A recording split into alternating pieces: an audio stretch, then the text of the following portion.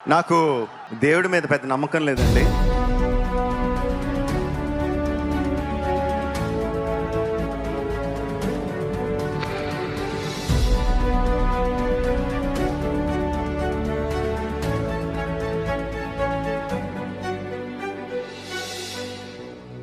నమస్తే friends, welcome to CR ముచ్చట్లు. Friends, director SS Rajamouli ఈ పేరుకి ప్రత్యేకంగా పరిచయం అక్కర్లేదు. తెలుగు సినిమా పరిమితుల్ని దాటి భారతీయ సినిమాని ప్రపంచానికి పరిచయం చేసిన టాప్ డైరెక్టర్ లో రాజమౌళి కూడా ఒకరు. బాహుబలి సినిమాతో పాన్ ఇండియా కాన్సెప్ట్ కి బ్రాండ్ అంబాసిడర్ గా మారిపోయాడు. ఇక ప్రస్తుతం సూపర్ స్టార్ మహేష్ బాబుతో కలిసి వారణాసి అనే భారీ ప్రాజెక్ట్ ని పాన్ వరల్డ్ లెవెల్లో తెరకెక్కిస్తుండగా ఈ మూవీపై ప్రపంచవ్యాప్తంగా భారీ అంచనాలు నెలకొన్నాయి. ఇక అలా నవంబర్ 15న రామోజీ ఫిలిం సిటీలో గ్లోబ్ ట్రాటర్ ఈవెంట్ పేరుతో ఆ మూవీ ఫస్ట్ లుక్ గ్లిమ్స్ ని రిలీజ్ చేశారు. అయితే ఈ ఈవెంట్ లో వారణాసి గ్లిమ్స్ ని రిలీజ్ చేయడానికి కాస్త టెక్నికల్ ఇష్యూస్ వల్ల టైం పట్టడంతో ఆ సమయంలో రాజమౌళి చేసిన వ్యాఖ్యలు తీవ్ర దుమారాన్ని లేపుతున్నాయి. అలా ఆ గ్లిమ్స్ ని 100 అడుగుల భారీ స్క్రీన్ పై ప్రసారం చేయాలనుకోగా అదే సమయంలో టెక్నికల్ సమస్యలు తలెత్తడంతో ఆ గ్లిమ్స్ లేట్ అయింది.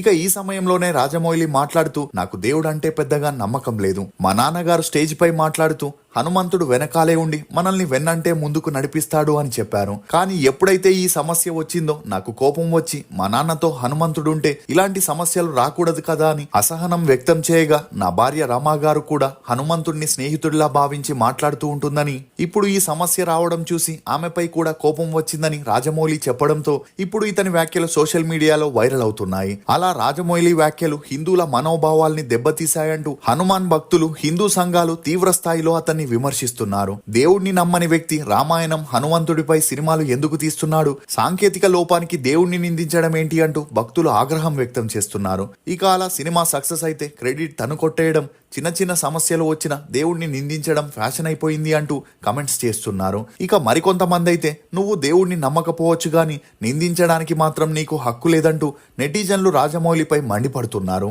ఇక రామాయణం ఆధారంగా సినిమా తీయాలనుకున్న రాజమౌళి దేవుణ్ణి అవమానిస్తున్నాడంటే అతని మనస్తత్వం ఎలాంటిదో తెలుస్తుందని, అందరికీ చూపించాల్సిన ఈవెంట్ ని జియో హాట్స్టార్ లో రెవెన్యూ కోసం వాడడం, టెక్నికల్ ఇష్యూస్ వస్తే దేవుణ్ణి నిందించడం, దేవుణ్ణి నమ్మనప్పుడు దేవుడిపై సినిమాలు చేసి కోట్లు వెనకేసుకోవడం మంచిది కాదని, ఒక టెక్నికల్ గ్లిచ్ కోసం హనుమంతుడిని తప్పుబట్టడం సరికాదని, నోటి దూల తగ్గించుకుంటే మంచిదని నెటిజన్లు రాజమౌళిని విమర్శిస్తున్నారు. ఇదిలా ఉంటే గ్లోబ్ ట్రాటర్ ఈవెంట్ ని భారీ ఎత్తున ప్లాన్ చేయగా చిన్న చిన్న ఇబ్బందులున్నా కూడా గ్రాండ్ సక్సెస్ అయ్యింది. అలా ఈ ఈవెంట్ ని చూసిన వారు ఎన్ని కోట్లు ఖర్చు పెట్టారో, ఇంత గ్రాండ్ గా ఫస్ట్ లుక్ ని లాంచ్ చేశారనే వార్తలు వైరల్ అయ్యాయి. నిజానికి టైటిల్ లాంచ్ కోసం 100x130 అడుగుల ఎల్ఈడి స్క్రీన్ ని ఏర్పాటు చేయగా ఈ స్క్రీనింగ్ సెటప్ కోసమే 30 లక్షలు ఖర్చు పెట్టగా Ramoji film city rent, art department, set work, production department అని 15 కోట్ల వరకు ఖర్చు పెట్టగా ఒక మూవీ టైటిల్ లాంచ్ కోసం ఇండియాలోనే ఇంతలా ఖర్చు పెట్టిన ఫస్ట్ మూవీ ఇదే అని చెప్పొచ్చు. దీంతో టైటిల్ లాంచ్ కోసమే ఇంతలా ఖర్చు పెట్టారంటే రాబోయే రోజుల్లో మూవీ ఈవెంట్స్ కి ఇంకే స్థాయిలో ఖర్చు పెడతారనే టాక్ కూడా వినిపిస్తుంది.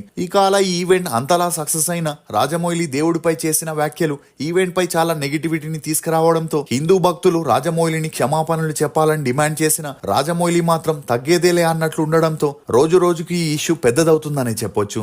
నిజంగానే రాజమౌళి వల్లే తెలుగు సినిమా ఇండస్ట్రీ నాశనం అవుతుందా? రాజమౌళి వల్ల చిన్న సినిమాలు కిల్ అయిపోతున్నాయా? తినడానికి తిండి లేని స్థాయి నుండి వేల కోట్ల ఆస్తిని ఎలా సంపాదించాడు? రాజమౌళి వ్యాఖ్యలు వారణాసి మూవీపై ఇంపాక్ట్ పడబోతుందా అనే నమ్మలేని నిజాన్ని ఈ వీడియోలో చెప్పడానికి నేను ప్రయత్నిస్తాను. మీరు మాత్రం ఈ వీడియోని పూర్తిగా చూడండి. హే గైస్, జస్ట్ మీరు 99,000 పెట్టి మంత్లీ 1,20,000 వరకు ఎర్న్ చేయొచ్చు. ఎలానో చెప్తా, వీడియోని లాస్ట్ వరకు చూడండి. రీసెంట్ గా మన సౌత్ ఇండియాలో వైరల్ అవుతున్న ఈ బేబర్ కెఫే గురించి నేను చెప్తున్నా. ఈ ఫ్రాన్సిస్ ఎస్టేడియం మన ఐజాలో బృందావన్ రెస్టారెంట్ లో కూడా ఓపెన్ అయింది. వీళ్ళ స్పెషల్ వచ్చేసి తందూరి చాయ్. ఫర్ ది ఫస్ట్ టైం ఈ తందూరి చాయ్ ని మన సౌత్ ఇండియాలో ఇంట్రడ్యూస్ చేసింది కూడా బేబర్ కెఫే వాళ్ళే. అండ్ ఈ తందూరి చాయ్ మేకింగ్ ప్రాసెస్ చాలా నేచురల్ గా ఉంది. వీళ్ళు ప్లాస్టిక్ మరియు పేపర్ గ్లాస్ ని వాడకుండా మంచిగా మట్టితో చేసిన పాట్ గ్లాస్ ని వాడుతారు. ఇంకా టేస్ట్ విషయానికి వస్తే టేస్ట్ మాత్రం వేరే లెవెల్ గా ఉంది. ఒక్కసారి తాగితే మీరు కూడా అబ్బా అని అనాల్సిందే, అంత బాగుంది టేస్ట్. అండ్ ఈ మట్టి గ్లాస్ లో తాగడం వల్ల మీరు చాలా హెల్తీగా అండ్ ఫిట్ గా ఉంటారు. అండ్ వీళ్ళ దగ్గర తందూరి చాయ్ తో పాటు బేబర్ చాక్లెట్ చాయ్, ఇలైచీ చాయ్, గ్రీన్ టీ, బెల్లం టీ, కాఫీ, మసాలా చాయ్ కూడా ఉన్నాయి. జస్ట్ 99,000 కి వీళ్ళు కంటైనర్ తో సహా టోటల్ సెటప్ చేసి ఇస్తారు. మీరు కూడా ఈ ఫ్రాన్సిస్ పెట్టి మంచిగా ఎర్న్ చేయాలనుకుంటున్నారా? మరి లేట్ ఎందుకు, వెంటనే స్క్రీన్ పైన ఉన్న నెంబర్ కి ఇప్పుడే కాల్ చేయండి. Koduri Srisaila Sri Rajamouli alias SS Rajamouli. ఇతను 1973 అక్టోబర్ 10న కర్ణాటకలోని హీరేకోట్నేకల్లో ఒక నిరుపేద కుటుంబంలో జన్మించాడు. తండ్రి విజయేంద్ర ప్రసాద్, తల్లి రాజనందిని. ఇతనికి ఒక అక్క కూడా ఉంది. ఇక రాజమౌళి తాతైన అప్పారావు రాజమండ్రిలోని కొవ్వూరికి చెందిన వారై ఉండి అక్కడే తనకున్న పొలంలో వ్యవసాయం చేసుకుంటూ ట్రాన్స్పోర్ట్ బిజినెస్ ని కూడా రన్ చేసేవారు. అలా ఇతనికి 7 పిల్లలు కాగా అందులో ఆఖరి సంతానమే విజయేంద్ర ప్రసాద్ గారు. కానీ అప్పారావు గారికి ఉన్న నాటకాల పిచ్చి వల్ల సగం ఆస్తిని కోల్పోతే మిగతాది రైల్వే లైన్ లో గవర్నమెంట్ స్వాధీనం చేసుకుంది. ఇక అలా ఊర్లో చేసేందుకు పని లేక అక్కడే ఉండలేక కర్ణాటకలోని హీరేకోట్నేకల్కి షిఫ్ట్ అయ్యారు. ఇక ఈ క్రమంలోనే విజయేంద్ర ప్రసాద్ గారు తన అన్నలతో కలిసి రియల్ ఎస్టేట్ పని నిమిత్తం వైజాగ్ కి వెళ్ళగా అక్కడ బర్మా నుండి బ్రతుకు తెరువు కోసం వైజాగ్ కి వచ్చి స్థిరపడ్డ రాజనందిని గారిని కలవడం, అలా వీరిద్దరికి పెరిగిన మంచి పరిచయం కారణంగా వీరిద్దరూ ప్రేమలో పడ్డారు. ఇక అలా వీరి ప్రేమని ఇరు కుటుంబాలు ఒప్పుకోకపోవడంతో ఇద్దరు కర్ణాటకలోని రాయచూరికి పారిపోయి పెళ్లి చేసుకుని ఒకటయ్యారు. అలా వీరి అన్యోన్య సంసారానికి గుర్తుగా ఒక అమ్మాయితో పాటు రాజమౌళి అనే అబ్బాయి కూడా జన్మించాడు. ఇక ఇదే సమయంలో విజయేంద్ర ప్రసాద్ గారి అన్నయ్య అయిన శివశక్తి దత్తా గారికి తండ్రిలాగే సినిమా నాటకాలపై ఇంట్రెస్ట్ ఉన్న కారణంగా తనే చాలా వరకు స్టోరీలని రాసుకొని స్నేహితులకి వినిపించగా వారు ఇతన్ని ప్రోత్సహించడంతో సినిమా తీయాలని 1978లో మద్రాసుకి వెళ్లే ట్రైన్ ఎక్కాడు. అలా పిల్లన గ్రోవి అనే స్టోరీని డైరెక్ట్ చేయాలని ప్రొడ్యూసర్ కోసం వెతకగా ఎవరూ ఇంట్రెస్ట్ చూపించకపోవడంతో అప్పటి వరకు తాము సంపాదించిన ఇల్లు భూమిని అమ్మేసి ఆ మూవీ షూటింగ్ ని స్టార్ట్ చేశారు. కానీ ప్రొడక్షన్ పై ఏమాత్రం అవగాహన లేని దత్తా గారికి తన దగ్గరున్న డబ్బులు సరిపోక ఆ మూవీ మధ్యలోనే ఆగిపోయింది. దీంతో ఎలాగైనా ఆ మూవీని కంప్లీట్ చేయాలని అప్పు తెచ్చి మరీ స్టార్ట్ చేయగా షూటింగ్ కంప్లీట్ అయిన పోస్ట్ ప్రొడక్షన్ లో డబ్బులు లేక ఆ మూవీ రిలీజ్ కి నోచుకోలేదు. దీంతో అప్పుల బాధ ఎక్కువై ఆర్థిక ఇబ్బందులు తలెత్తి తినడానికి తిండి లేని పరిస్థితికి వచ్చారు. ఇదిలా ఉంటే విజయేంద్ర ప్రసాద్ గారికి కూడా ఊర్లో పని దొరకకపోవడంతో తన అన్నతో కలిసి సినిమాల్లో ఏదో ఒక పని చేసుకుందామని చెన్నైకి వెళ్లడం జరిగింది. ఈ క్రమంలోనే ఆర్థిక సమస్యల వల్ల దత్తా గారు డైరెక్షన్ కి ఫుల్ స్టాప్ పెట్టేసి రైటర్ గా మారి మూవీస్ కి స్టోరీస్ ని రాయడం మొదలెట్టారు. అలా విజయేంద్ర ప్రసాద్ గారు కూడా తన అన్నకి స్టోరీస్ రాసేందుకు హెల్ప్ చేస్తూ అసిస్టెంట్ రైటర్ గా పనిచేస్తుండేవారు. ఇక ఇదే సమయంలో దత్తా గారి కొడుకైన ఎంఎం కీరవాణి మ్యూజిక్ డైరెక్టర్ అవ్వాలని తన ట్రయల్స్ ని మొదలెట్టారు. ఇక అలాగే రాఘవేంద్రరావు గారు చేస్తున్న జానకిరాముడు మూవీలో విజయేంద్ర ప్రసాద్ గారికి దత్తా గారికి ఆ మూవీలో రైటర్స్ గా ఛాన్స్ ఇవ్వడం జరిగింది. అలా ఈ క్రమంలోనే ఎప్పుడైతే కీరవాణి మ్యూజిక్ డైరెక్టర్ అయ్యాడో అప్పటి నుండి దత్తా గారు స్టోరీ రైటర్ గా జాబ్ ని వదిలేసి లిరిసిస్ట్ గా తన ఇన్నింగ్స్ ని స్టార్ట్ చేస్తే విజయేంద్ర ప్రసాద్ గారు రైటర్ గానే కొనసాగారు. ఇక రాజమౌళి తన స్కూలింగ్ ని హీరేకోట్నేకల్లోని ప్రాథమిక పాఠశాలలో చదివాడు. చదువుల్లో అంతంత మాత్రమే ఉన్న రాజమౌళి తన ఇంటర్ తర్వాత చదువులకి ఫుల్ స్టాప్ పెట్టేసి ఇంటి వద్దే ఉండడంతో కొడుకు భవిష్యత్తు గురించి ఆలోచిస్తూ తల్లిదండ్రులు ఎప్పుడూ భయపడుతూనే ఉండేవారు. ఇక ఈ క్రమంలోనే ఎప్పుడైతే విజయేంద్ర ప్రసాద్ గారికి బొబ్బిలి సింహం, గరానా బుల్లోడు, అర్ధాంగి అనే మూవీస్ తో మంచి పాపులారిటీ వచ్చిందో వెంటనే తన ఫ్యామిలీని హీరేకోట్నేకల్ నుండి చెన్నైకి షిఫ్ట్ చేశాడు.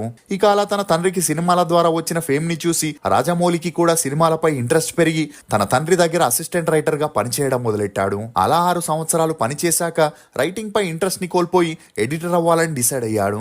ఇక అలా కోటగిరి వెంకటేశ్వరరావు దగ్గర అసిస్టెంట్ ఎడిటర్ గా జాయిన్ అయ్యి 6 నెలలు అక్కడే పనిచేస్తూ ఎడిటింగ్ లో మంచి పట్టుని సాధించాడు. అలా ఈ ఎక్స్పీరియన్స్ తో ఏవిఎం రికార్డింగ్ స్టూడియోలో ఎడిటర్ గా పనిలోకి జాయిన్ అవ్వగా ఆ పని కూడా కొన్ని నెలలకే బోర్ కొట్టడంతో డైరెక్టర్ అవ్వాలని ఫిక్స్ అయి క్రాంతి కుమార్ దగ్గర అసిస్టెంట్ డైరెక్టర్ గా పనిచేయడం మొదలెట్టాడు. ఇక ఈ క్రమంలోనే తెలుగు ఇండస్ట్రీ హైదరాబాద్ కి షిఫ్ట్ అవ్వడంతో రాజమౌళి ఫ్యామిలీ కూడా హైదరాబాద్ కి వచ్చి సెటిల్ అయ్యారు. ఇదిలా ఉంటే రాజమౌళి దూరపు బంధువు ప్రొడ్యూసర్ రైటర్ అయిన గున్నం గంగరాజుతో కలిసి రాజమౌళి కొన్నాళ్ళు వర్క్ చేశాక అతని ద్వారా స్టార్ డైరెక్టర్ గా ఉన్న కె రాఘవేంద్రరావు గారికి రాజమౌళి అసిస్టెంట్ డైరెక్టర్ గా జాయిన్ అయ్యే ఛాన్స్ దొరికింది. ఇక అలా పనిచేస్తున్నప్పుడే 1999లో ఎలక్షన్స్ ఉన్న కారణంగా చంద్రబాబు నాయుడు రాఘవేంద్రరావుని కలిసి తమ పార్టీ కోసం అడ్వర్టైజ్మెంట్స్ ని చేయమని చెప్పడంతో ఆ ప్రాజెక్ట్ ని ఒప్పుకొని స్క్రిప్ట్ బాధ్యతల్ని రాజమౌళికి అప్పగించారు.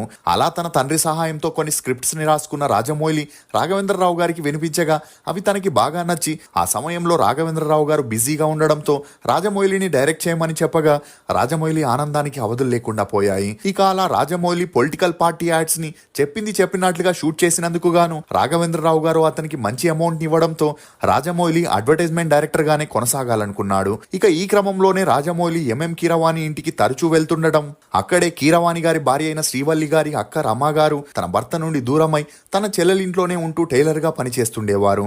ఇక ఈ క్రమంలోనే రాజమౌళికి రమ గారికి మంచి పరిచయం పెరిగి ఆ పరిచయం కాస్త నిదానంగా సన్నిహిత్యంగా మారి తనకంటే 5 ఏళ్లు పెద్దదైన రమ గారితో రాజమౌళి ప్రేమలో పడ్డాడు. కానీ వీరి ప్రేమని బయటకి తెలియనివ్వకుండా సీక్రెట్ గానే మెయింటైన్ చేస్తూ వచ్చారు.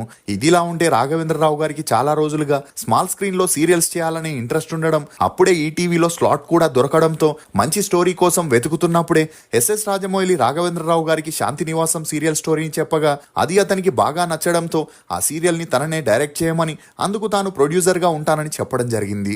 అలా 2000 సంవత్సరంలో ఈటీవీలో టెలికాస్ట్ అయిన శాంతి నివాసం సీరియల్ కి మంచి ఆదరణ లభించింది.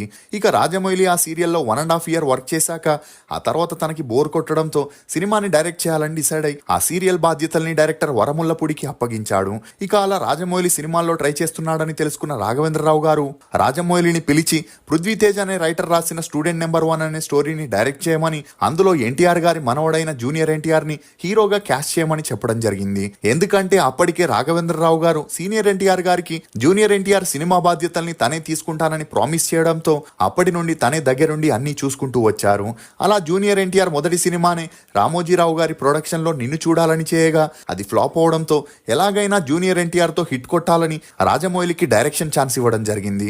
ఇక అలా రాజమౌళికి జూనియర్ ఎన్టీఆర్ పర్సనాలిటీ నచ్చకపోయినా తన మొదటి సినిమాకే పెద్ద ప్రొడక్షన్ లో ఆఫర్ రావడం మరియు రాఘవేంద్రరావు గారు చెప్పడంతో వేరే దారి లేక ఆ మూవీ షూటింగ్ ని స్టార్ట్ చేయడం జరిగింది. ఇక ఈ క్రమంలోనే రమా గారికి తన భర్త నుండి విడాకులు అవ్వడంతో ఆ వెంటనే రాజమౌళి రమా గారు ఇరు కుటుంబ పెద్దల్ని ఒప్పించి పెళ్లి చేసుకుని ఒకటయ్యారు. ఇదిలా ఉంటే స్టూడెంట్ నెంబర్ 1 మూవీ 2001లో రిలీజ్ అయి సూపర్ డూపర్ హిట్ అవ్వడంతో పాటు రాజమౌళి డైరెక్షన్ కి మంచి గుర్తింపు వచ్చింది. అలా ఆ వెంటనే మళ్ళీ ఎన్టీఆర్ తో కలిసి సింహాద్రి అనే మూవీని చేయగా ఆ మూవీ కూడా హిట్ అవ్వగా ఆ తర్వాత వచ్చిన సై మూవీ 10 కోట్లతో చేయగా అది రిలీజ్ అయి 11 కోట్లని కలెక్ట్ చేసి ఓకే టాక్ ని తెచ్చుకుంది. ఇక అలా ఈ హిట్లతో రాజమౌళి అప్పటి నుండి వెనక్కి తిరిగి చూడాల్సిన అవసరమే రాలేదు. ఇక ఆ తర్వాత తన తండ్రి రాసిన స్టోరీస్ ని తను డైరెక్ట్ చేయడంతో వీరిద్దరికీ మంచి గుర్తింపు వచ్చింది. అలా ఛత్రపతి, విక్రమార్కుడు, యమదొంగ, మగధీర, మర్యాద రామన్న అని 12 సినిమాలని డైరెక్ట్ చేసి బాహుబలి మూవీతో రాజమౌళి పాన్ ఇండియా స్థాయిలో గుర్తింపు తెచ్చుకుంటే RRR మూవీతో ఇంటర్నేషనల్ లెవెల్లో తెలుగు మూవీస్ గురించి మాట్లాడుకునేలా చేశాడు.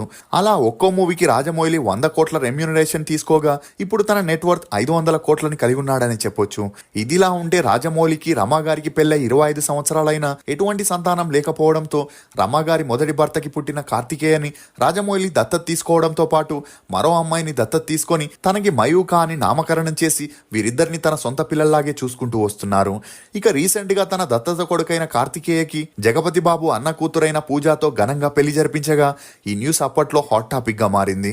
అంతేకాకుండా తన సినీ వారసుడిగా కార్తికేయని తీసుకురావాలని ఇక అలా తన మూవీస్ కి అసోసియేట్ డైరెక్టర్ గా చేపిస్తూ ఎగ్జిక్యూటివ్ లైన్ ప్రొడ్యూసర్ గా బాహుబలి 1 and 2 మూవీలో చేపించిన కార్తికేయకి మాత్రం ప్రొడక్షన్ పై ఇంట్రెస్ట్ ఉండడంతో వారణాసి మూవీకి మెయిన్ ప్రొడ్యూసర్ గా ఫిక్స్ చేయడం గమనార్హం. ఇదిలా ఉంటే తెలుగు సినిమా ఇండస్ట్రీని బాహుబలి మూవీకి ముందు, బాహుబలి మూవీ తర్వాతనే చెప్పొచ్చు.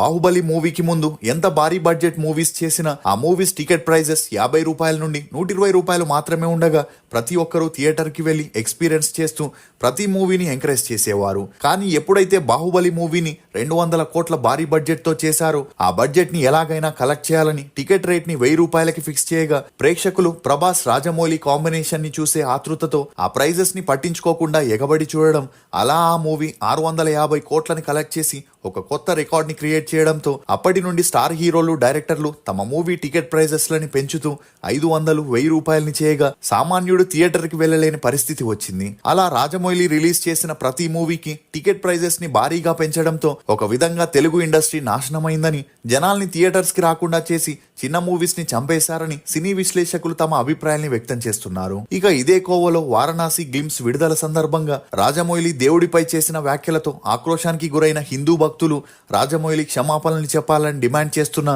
అతను మాత్రం అదంతా పట్టించుకోకుండా 2027లో రిలీజ్ అవ్వబోయే వారణాసి మూవీకి 2025 నుండే పబ్లిసిటీ చేస్తూ కంటిన్యూస్ గా ఇంటర్వ్యూలు ఇస్తూ బిజీగా ఉండడం గమనార్హం. ఇక ఇప్పటి వరకు రాజమౌళి 12 మూవీస్ కి డైరెక్షన్ చేయగా తన డైరెక్షన్ కి గాను 4 నేషనల్ అవార్డ్స్ తో పాటు 5 ఫిలింఫేర్ అవార్డ్స్ ని అందుకున్నాడు. అంతేకాకుండా 2016లో కేంద్ర ప్రభుత్వం ఇతనికి పద్మశ్రీ అవార్డుని ఇచ్చి సత్కరించింది. మీరు రాజమౌళి వ్యాఖ్యలపై ఏమనుకుంటున్నారో మీ అభిప్రాయాన్ని కమెంట్ సెక్షన్ లో తప్పకుండా తెలియజేయండి. మేము చేసిన ఈ వీడియో మీకు నచ్చినట్లయితే ఒక లైక్ ద్వారా మీ సపోర్ట్ ని మాకు తెలియజేయండి. For more interesting videos please subscribe to CR ముచ్చట్లు.